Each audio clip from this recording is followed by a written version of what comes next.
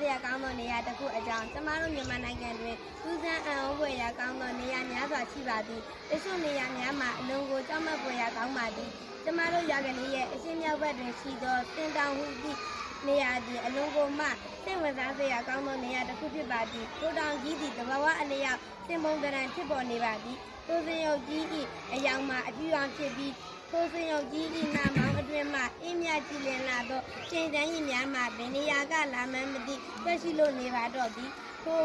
ရုပ်ထုကြီးကိုတချို့လူတွေသည်နတ်များထုလို့ပြုတ်သွင်းထားသည်ဟုလည်းပြောကြပါသည်သူတို့ပြောလဲပြောရှင်စရာပဲလေစင်တကောင်ကဲ့သို့ဘာမှလိုလေသိမ့်မရှိအပြစ်ပြောစရာမရှိရုပ်ထုကြီးမှာစင်တကောင်နှင့်အရန်ကိုတူနေပါသည်သူရုပ်ထုကြီး၏နှာမောင်းအတွင်းမှထွက်ရှိသောရင်းများကိုသူရုပ်ထုကြီးအားခွင့်တောင်းပြီးမှတောက်ရသည်ဟုလည်းသိရပါသည်သူရုပ်ထုကြီး၏အောက်ခြေတွင်အလုံးကိုမှကြည့်လို့ကောင်းသောကြောက်ချက်ကြီးတစ်ချက်ရှိသည်ဟုလည်းသိရပါသည်ထို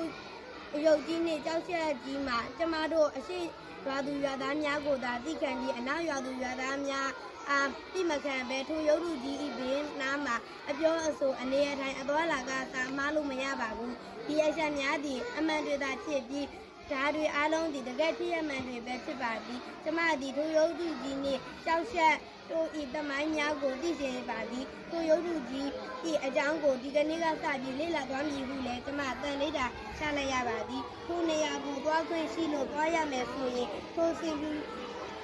ရုပ်ကြီးကိုကျမသွားရောက်ကြည့်ချင်ပါသေးသည်โอเคလက်ခေါ်ပါလေရှင်းပြပေးပါဦး